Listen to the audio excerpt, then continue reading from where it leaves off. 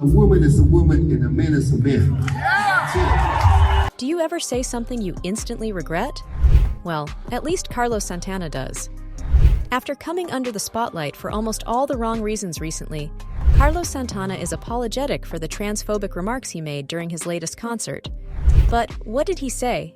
And what led to the entire situation in the first place? I know who I am. Here's everything you need to know. There's only two kinds of people, artists and con artists. Carlos Santana is in a sticky situation as a result of a video that has been gaining a lot of attention over the internet that captures him making controversial comments regarding the third gender during a live performance. Whatever you want to do in the closet, that's your business. So I'm okay with that. During the breaks between musical pieces, the well-known vocalist from Oye Como Va could be seen interacting with members of the audience in the clip. After a few moments of doing so, Santana's voice was heard above the clapping as he continued to speak. In the grand design of creation, as God brought forth you and me, even before our emergence from the womb, we possess an inherent understanding of our identity. It's a certainty that resonates within us. However, as time progresses and influences accumulate, a distortion can arise, leading us to embrace a facade that may sound appealing, but deep down, we recognize its incongruity. The tone of Santana's phrase then shifted to one that was more inflammatory when he added, "For a woman is undeniably a woman, just as a man unequivocally embodies masculinity. This delineation is fundamental. Yet, for choices made privately, within the confines of personal space, I extend my acceptance." Later on, when you grow up and you see things and you start believing that you could be something that it sounds good, but you know it ain't right. Because a woman is a woman and a man is a man. At the end of his speech, he then made a gesture that is meant to represent togetherness by interlacing his hands. He also mentioned his relationship with Dave Chappelle by saying, "My alignment with my brother Dave Chappelle finds resonance here." I am like this with my brother Dave Chappelle. Now, the very mention of Dave Chappelle comes to mind the problems that have surrounded him in recent years, notably about remarks that have been criticized for having a mindset that is hostile toward transgender people. No doubt, the impact of Dave Chappelle's work has been felt far and wide, which has had several notable implications.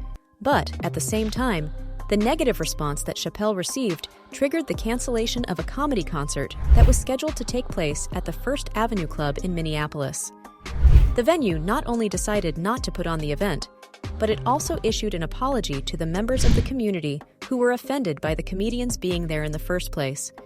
In doing so, it confirmed its dedication to cultivating an atmosphere that is safe and welcoming to all. Then again, the conversation surrounding Dave Chappelle has been even more heated since the debut of his one-hour Netflix special titled The Closer. This production had controversial comments that were directed towards the transgender community, which provoked a response from several Netflix employees and advocates of the transgender community. The subsequent demonstration was also organized with the goals of calling attention to the insensitive nature of the remarks and advocating for a media landscape that is more inclusive and compassionate. Meanwhile, according to a personal statement Santana issued after receiving the backlash, he expressed, "Here is my personal goal that I strive to achieve every day. I want to honor and respect all persons' ideals and beliefs, whether they are LGBTQ or not. This is the planet of free will, and we have all been given this gift." He continued to state, "I will now pursue this goal to be happy and have fun, and for everyone to believe what they want and follow in your hearts without fear. It takes courage to grow and glow in the light that you are and to be true, genuine, and authentic. We grow and learn to shine our light with love and compliments. Have a glorious existence. Peace." Well, if there's anything that the audience loves, that is some heartfelt apologies from their celebrities. That's right. Now, we are quite at rest knowing Carlos Santana knows he was wrong to say such hostile remarks about members of our community. And even though he came forward with an apology, fans were still quick to offer their 2 cents regarding the matter. According to a user on Twitter, between Paul Stanley, Alice Cooper, and now Carlos Santana, I guess when you're a washed-up aging rock star, they put something in your Viagra that makes you think, today, I will tell the world I hate trans people. while another one stated, "It's crushing to see so many of them who were huge icons of gender nonconformity doing this shit. Like y'all inspired me to be myself, and now you are doing this? It hurts." And now, time for the twist that no one saw coming. Now, we know that the video, in which Santana can be heard saying that transgender people should remain in the closet, has sparked immediate criticism and controversy. What you might not know is the very fact that an unanticipated turn of events took place the very next day when Santana decided to remove the apology from his social media page. Because a woman is a woman and a man is a man. A thought-provoking poem that appeared in its place and seemed to represent his feelings was as follows. "The energy of consciousness generates its own kind. Hate begets hate. Love begets love."